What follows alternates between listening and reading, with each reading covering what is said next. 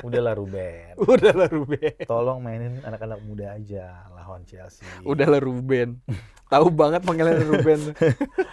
Kalau MU main dengan pendekatan full team, menggunakan seluruh strategi yang terbaik, ya itu akan sangat mudah di copy gitu.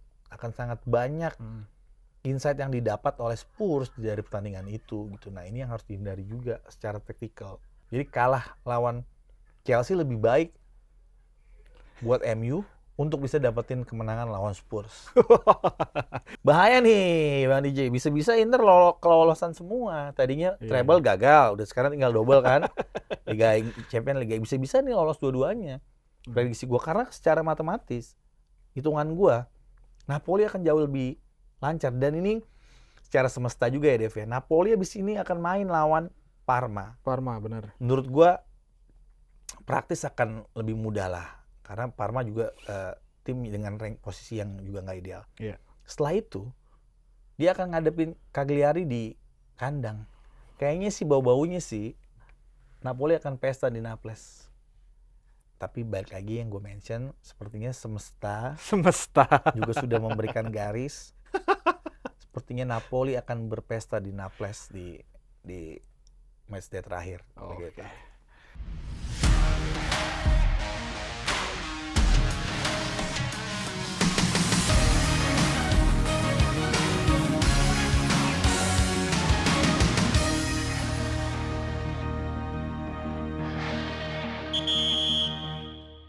Masih dalam perdebatan siapa yang akan mengunci posisi di spot Liga Champions di Inggris maupun di Italia. Itu akan menjadi pembahasan di sini di halftime break bersama gue Dev Refri dan kembali berdua bersama Aldo. Kayak di edisi kemarin udah. Masih terus emang habis cetak gol. Iya, cetak gol. Gol. Gimana Dev? Apa kita ngobrol apa Dev? Ya kita mau ngomongin tentang preview nih, di Premier League ya, terutama yang pasti selalu akan dibahas di sini tuh. Sama nanti mungkin agak sedikit ke Serie A karena ngelihat masih seru ya. Masih seru di situ karena kemarin Napoli seri, ya, jadi ya. jarak antara Napoli dan juga Inter hanya tersisa 1 poin gitu, dan mungkin itu akan bahas nantilah gitu. Tapi di sini gue mau ke ke tim Anda langsung kali ini tim tanpa perlu gue simpen di akhir-akhir, dia langsung di awal. Ini ada, tapi kalau gue bilang tim lu nih akan menghadapi 2 final, entah kenapa nih. Chelsea MU Iya. maksudnya. Agak berbeda sih Dev ya. MU kemungkinan besar akan turun dengan skuad pelapis di Stamford Bridge nanti, karena yakin sekali gue, karena jaraknya terlalu mepet sama final. Sama final kan, benar. Terlalu mepet, jadi ya menurut gue kalau Amorim tidak ceroboh seperti yang dia lakukan di pekan lalu waktu lawan West Ham, mainin pemain-pemain inti, harusnya turun pakai pemain pelapis karena jaraknya terlalu dekat. Sebenarnya Chelsea diuntungkan karena dia bermain justru seminggu setelah MU Conference League gitu. Benar. Jadi praktis Stamford Bridge, apalagi datangnya ke Stamford Bridge, anak-anak MU kayak terlalu effort untuk bawa pemain inti main di Stamford Bridge away dan dekat lagi mau final. Jadi sangat sayang lah Dev. Kalau harus invest sebanyak itu di Premier League yang MU udah rank 16 gitu. Buat apa lagi gitu kan. Memang ada gengsi, memang ada histori, tapi untuk kali ini simpan dulu itu dan biarkan pemain-pemain pelapis ini merasakan bermain melawan salah satu tim besar di Liga Inggris, which is Chelsea, dan berilah kesempatan pada anak-anak muda. Kenapa jadi anak-anak muda nih? Buat gue personally, kalau yang main pelapis anak-anak muda kalah pun nggak malu-malu banget lah Dev, gitu kan. Apakah Amorim akan melihat itu sebagai sebuah pendekatan taktis atau tidak? Itu yang gue khawatir terus terang. Ya semoga dia menonton ini. Iya, gue akan udahlah Ruben. Tolong mainin anak-anak muda aja lawan Chelsea. Udahlah Ruben. Tahu banget panggilan Ruben. Dan dari sisi Chelsea, pertandingan ini justru sangat berbeda cara melihatnya. Chelsea akan melihat pertandingan ini sebagai salah satu kunci mereka bisa main mereka bisa finish 4 besar, Dev. Yeah. Yang ini dan ini memang musim ini kan 5 kan tim Inggris kan, Liga Champions kan. Peringkat 5 aja sebenarnya aman buat Chelsea. Tapi kan ada pride, ada gengsi di finish 4 besar ini. Jadi makanya Chelsea akan melihat pertandingan ini juga sebagai final. Justru kalau yang lu bilang tadi MU akan bermain di 2 final, gue ngelihatnya terbalik, Dev. Justru Chelsea yang akan bermain di 2 final. Karena di Liga Inggris praktis MU udah gak punya apa-apa lagi. Bener. Jadi ya sangat gue sarankan untuk Ruben Amorim memberi kesempatan buat pemain-pemain muda. Dan yang lagi-lagi nih gue mention, kesempatan itu bukan 15 menit, bukan 10 menit, kasih starting gitu. Jadi kalau bisa 11 pemain itu 8 atau 7 itu benar-benar dari pemain muda. 1 atau 2 pemain senior oke lah. Termasuk kalau masih mau mainin Onana it's okay. Di kiper gitu. Kalau mau mainin 1 back yang senior it's okay. Misalnya Lindelof mau dimainin di situ it's okay.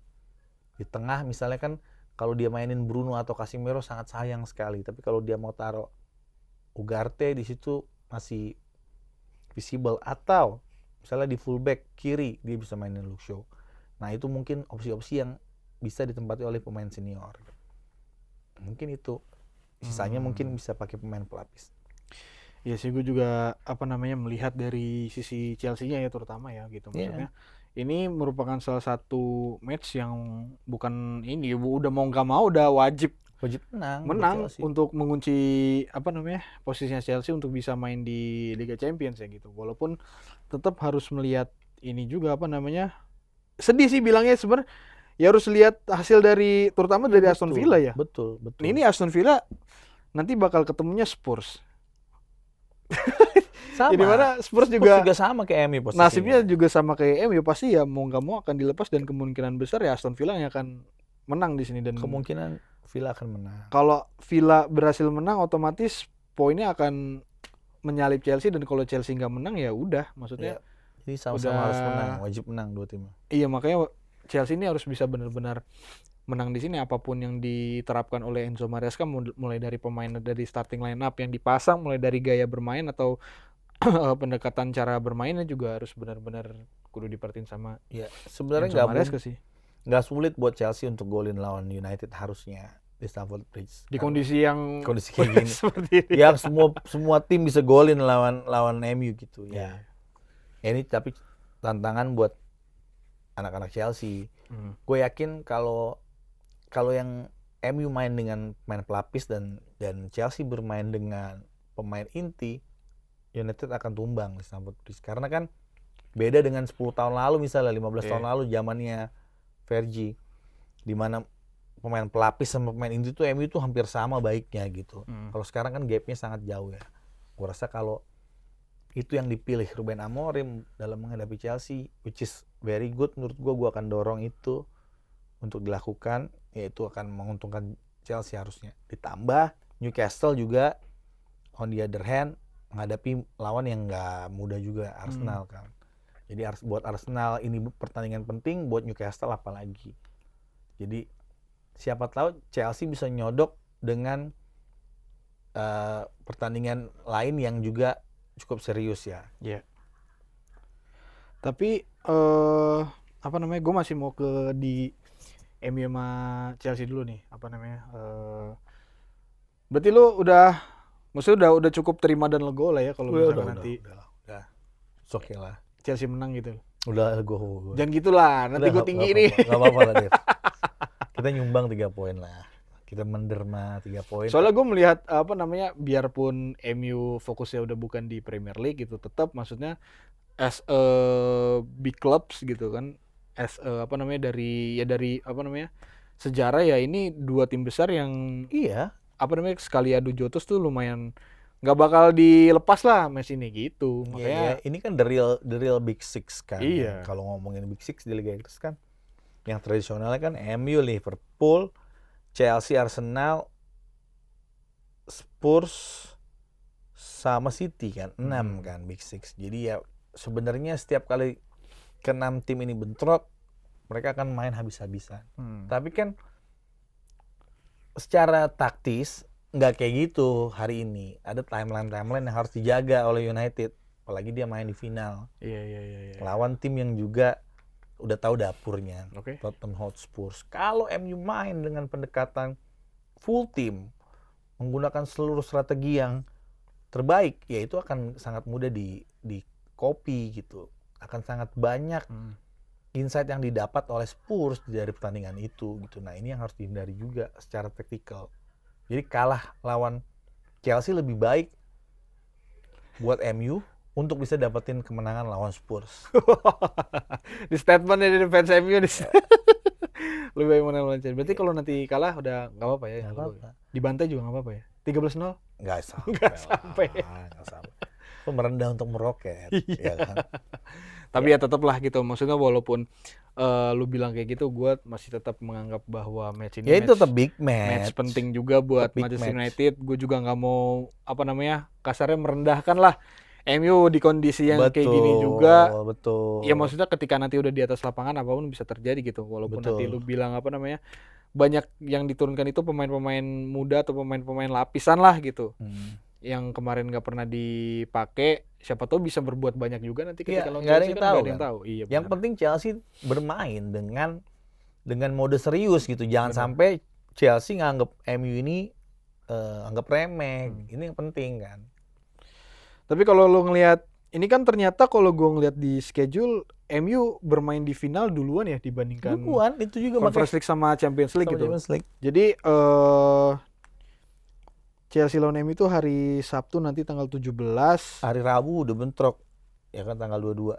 Oh, bahkan hari Jumat malam, Sabtu dini hari ya kalau di Indonesia tuh, Indonesia bagian barat. Habis itu tanggal 22 ya kalau gua nggak salah udah main lagi tuh lawan Spurs tuh. 22 itu hari Kamis dini hari setahu gua. Kamis ya. Kamis dini hari. Iya benar, Kamis dini hari. Ya. Tanggal 22. Udah main. Gimana lo menanggapi sekalian nih?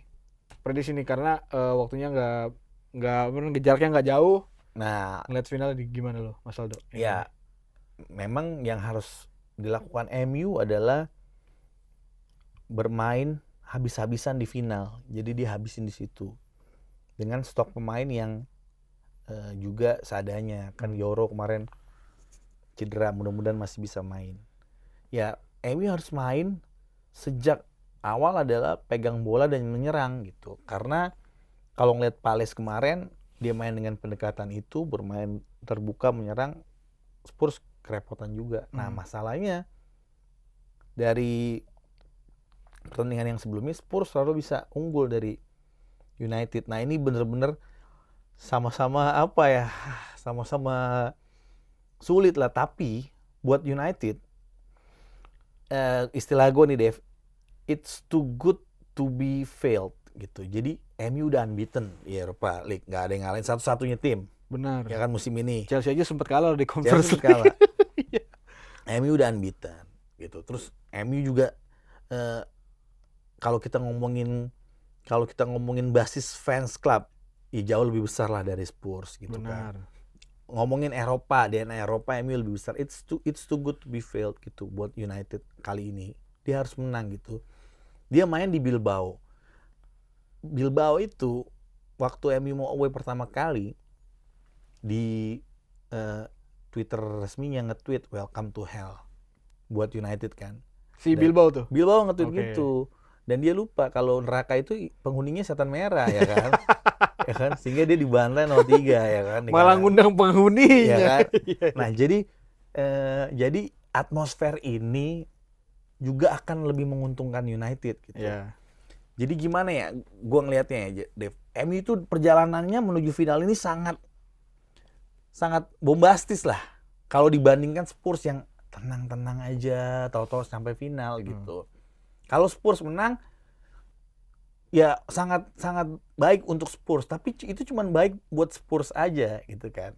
Karena dia lebih ke slow gitu kan trennya. Kalau MU kan remontada di semifinal, di perempat final, semifinal lawan Bilbao kayak. Jadi ceritanya tuh buat fans secara worldwide itu lebih disenangi ya. Mungkin mudah-mudahan faktor-faktor non teknis ini di luar lapangan juga berpihak kepada United sih. Gue sih harapkannya MU bisa menang, dan gue pengennya juga pertandingannya harus bisa seru ya, jangan kayak menang 1-0 doang tapi bisa saling balas-balasan gol.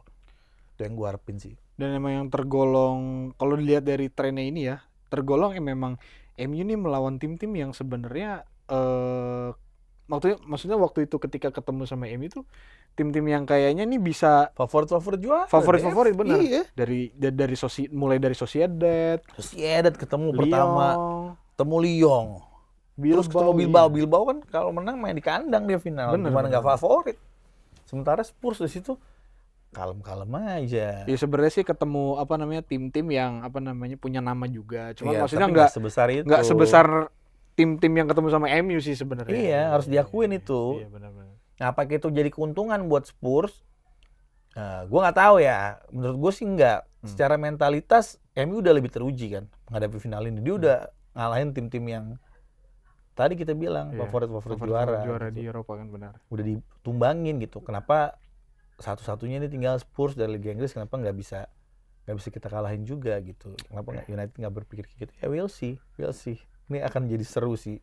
Jadi sangat seru pertandingannya. Itu kan tadi gua sebenarnya karena mumpung sama lu gitu Iya. bahas MU. Kalau udah gue harus Terus, bahas MU. Benar, makanya kan gue bahas. Nanti Biasanya yang bikin- kalau sama bapak-bapak yang satu ono biasanya dia tuh paling gak mau bahas MU tuh. Iya, Wah, paling ini males mah dia. Males dia tuh bahas MU. Parah emang ono bapak-bapak ono. Nih, nanti bikin judulnya Dev, ya. Iya. Manchester United juara Europa League. It's too good to be failed, ya kan? Oke. Terlalu buruk lah untuk nggak kejadian. Ini udah harus kejadian. Oke. Nah, itu kan dari MU perjalanannya maksudnya di Premier League ketemu Chelsea di mana match gede dan juga sekalian ngebahas final. Nah, gue mau balik lagi ke Premier League sebenarnya nih Mas Aldo. Tadi lu udah sempat nyinggung salah satu match berat dari Arsenal dan Newcastle. Wah, itu seru tuh. Nah, ini match justru match yang penuh pengorbanan nih Buat kedua tim ya. buat kedua tim, dan gue juga melihatnya kayak gitu. Kenapa? Karena Arsenal melihat lawannya Newcastle kemarin di St. James Park, dia hanya dibikin imbang. Ya, Dibikin imbang Seri. 3 sama kalau gue nggak salah di match waktu itu. Dan di justru ya gue sih melihat dari tren, dan banyak yang ngebahas juga di sosial media kalau misalkan Newcastle terbang ke Emirates itu nggak mudah lah bagi Newcastle untuk mudah. menang di sana gitu loh. Dan tapi kalau memang Newcastle benar-benar bukan niat ya, maksudnya penuh dengan ambisi lah untuk Ya, motivasi ya. motivasi untuk menggeser Arsenal karena cuma beda 2 poin. Nah, ini menurut lu akan seperti apa gini? Ya, secara motivasi, kalau kita mau lihat mental pemain ya, misalnya kita ngomongin motivasi untuk bertanding pada saat itu, harus diakui Newcastle dan pemain-pemainnya punya motivasi lebih besar untuk untuk finish di top 4, karena itu kan jadi pencapaian terbaik dia di dalam beberapa dekade. Sementara di sisi lain Arsenal setelah kalah kemarin lawan PSG, ya siapa sih yang bisa menjaga mood tetap baik ketika lo dikalahkan oleh PSG selangkah lagi sebelum lo masuk final Liga Champions. Jadi secara mental sebenarnya Arsenal tuh lagi nggak bagus karena dia habis kalah kan. Sementara Newcastle datang dengan kepercayaan diri tinggi, dia mau kasih yang terbaik buat para fans, finish peringkat terbaik di beberapa dekade terakhir, mengamankan tiket Liga Champion. Banyak sekali motivasi yang mau dia bawa gitu. Dan selain itu dari sisi komersil, kalau Newcastle bisa finish di rank 2. top 4, rank 2 atau rank 3 ya, itu lu akan kebayang nggak berapa uang yang akan digelontorin sama pemilik Newcastle yang konsorsium ini gitu. Oh, berarti mereka akan semakin believe dengan project Newcastle ini. Kenapa? Buktinya udah bisa finish top 3 gitu. Udah bisa bersaing di papan atas papan atas dan konsisten gitu. Udah bisa dapat tiket Liga Champions, dan konsorsium yang ada di belakang, pendanaan di belakang Newcastle ini secara komersial akan invest juga. Sekarang pelatih Newcastle kan kalau lihat kayak maksudnya bukan nama-nama kaliber. Pemain-pemain Newcastle yang nama-nama tier 1 mana sih, belum kan? belum paling sampai gitu. sepaling terkenalnya ya Sandro Tonali doang. Iya, udah sih. Tonali. Isak juga tadinya kan Isak juga, iya. sebelum musim ini kan kayaknya namanya belum begitu santer banget kan namanya. Nah, bayangin nggak secara komersil kan Iya. semua udah tahu gimana apa owner Newcastle ini punya kemampuan crowdfunding seberapa besar. Dan bayangin kalau project ini dinilai akan sukses seperti project Manchester City dulu, ya kan, sama orang-orang di belakang klub ini, dia akan invest habis-habisan misalnya. Dia datengin misalnya pemain-pemain tier 1, tier 2, tier 1 beberapa orang buat masuk ke Champions League. Wah, itu motivasi yang lagi dibawa, Dev. Nah, dalam menyelamatkan misi ini ya squad Newcastle yang akan bertandang ke Emirates lah yang membawa beban itu. Iya. Dan gue nggak tahu kenapa ya, lagi-lagi sih prediksi gue Newcastle bisa ngambil Asli lu ya. keuntungan di Emirates. Minimal dia bisa tahan imbang Arsenal. Oh, minimal bisa tahan imbang Arsenal. Oke. Ya, gue sangat melihat itu. Apalagi kemarin habis menang lawan Chelsea. Bener-bener datang dengan motivasi penuh dan datang dengan misi yang sangat besar gitu. Oke. Ini tim-tim seperti ini, Dev, yang susah dikalahin, Dev. Tapi ya sebenarnya kalau misalkan melihat dari apa yang lu bilang kan, motivasi dan juga ambisi ya, kalau misalkan emang Newcastle mau benar-benar serius biar apa namanya sampai di apa peak performance Newcastle ya, Iya. harusnya sih dia harus menyingkirkan, bukan bisa ya, tapi dia memang Harus membuktikan lagi. menyingkirkan Arsenal sih biar apa namanya posisinya benar-benar aman dan Iya, aman dan langsung kan. posisi dapat 2 tuh. tiket. Iya benar.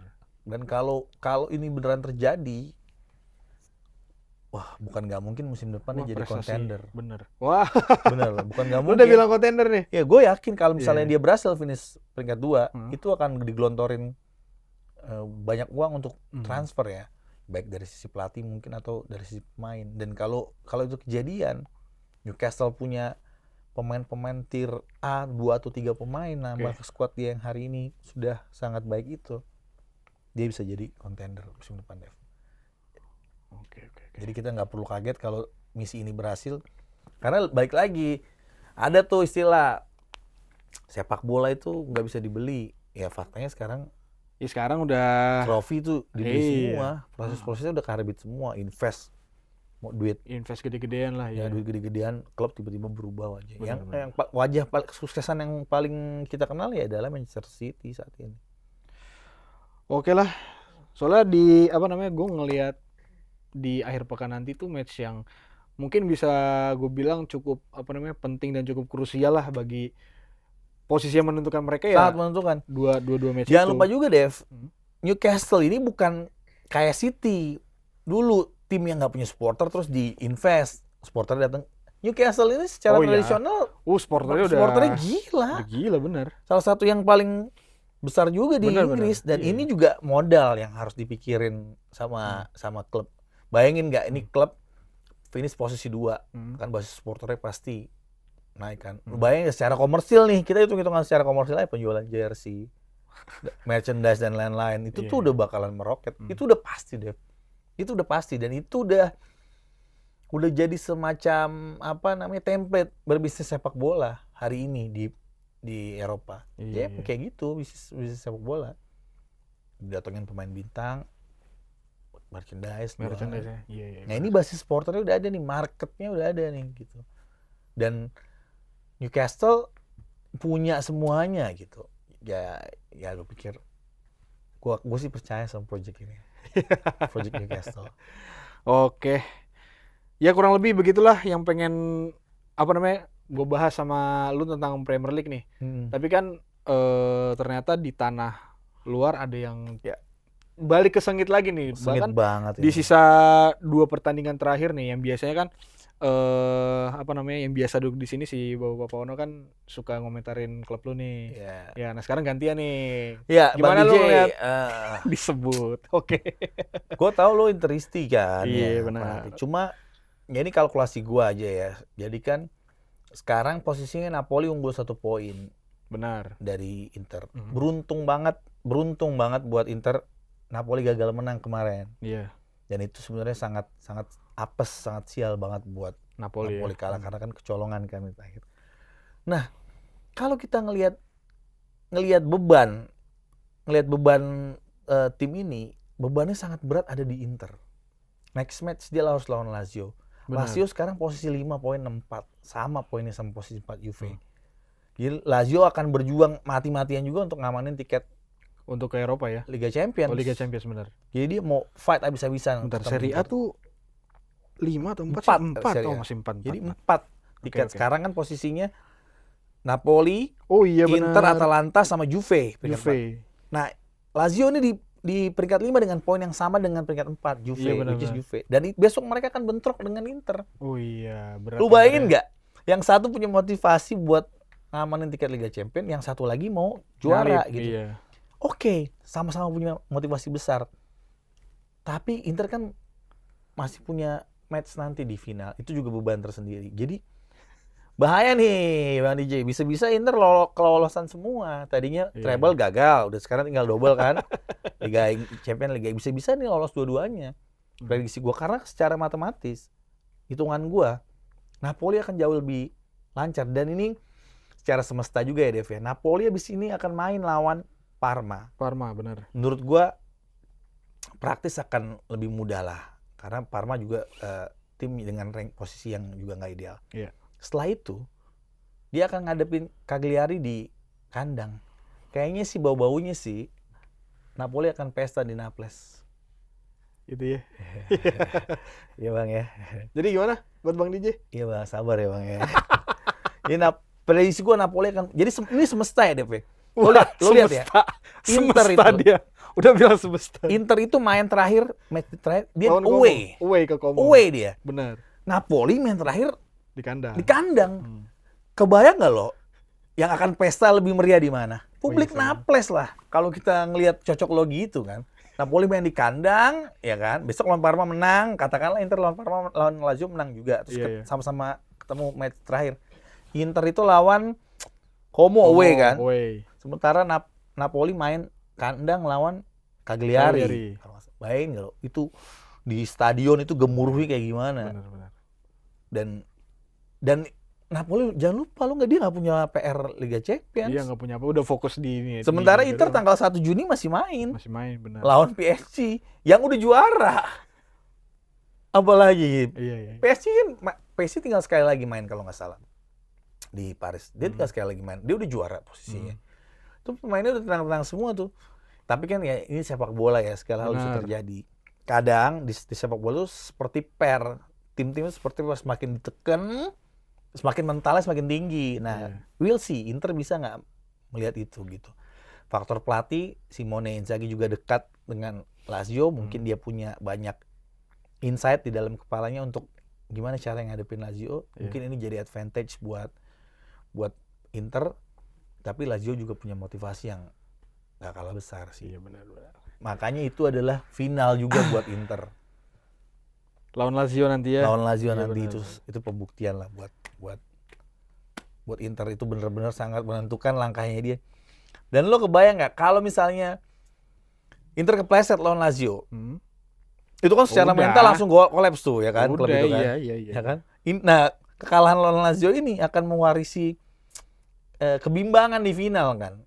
Kalau tahu ya gue nggak jadi juara di Liga gitu kan dia terpengaruh gitu secara psikologi. Ya ini benar-benar sangat berbahaya buat Inter. Ya tapi balik lagi yang gue mention, sepertinya semesta juga sudah memberikan garis. Sepertinya Napoli akan berpesta di Naples di matchday terakhir. Oke. Gitu. Jadi begitu ya Bang DJ, semesta yang udah ngatur nih buat Napoli juara nanti di tanggal 25 Mei nanti. So kayaknya untuk bahas preview segitu dulu. Oke. Kayaknya kalau La Liga kayaknya karena kemarin Barcelona berhasil menang lawan Ya, Real Madrid, kayaknya selesai udah juga lah. sebagian besar untuk Barcelona lah. Jadi yang mau gue bahas cukup di Premier League sekilas sama di Italia sekilas gitu. Thank you. Thank you, Dev. Aldo, Thank you, Dev. udah datang ke sini lagi. Thank you. Nanti mungkin di next edisi akan ngebahas preview ke final, sama sekalian kan timnas mau main nih. Jadi mungkin nanti akan ya, persiapan menuju lawan China ya. Betul, persiapan timnas melawan China. So untuk sekarang segini dulu, sampai jumpa di episode selanjutnya guys. Bye bye. Thank you. Ciao.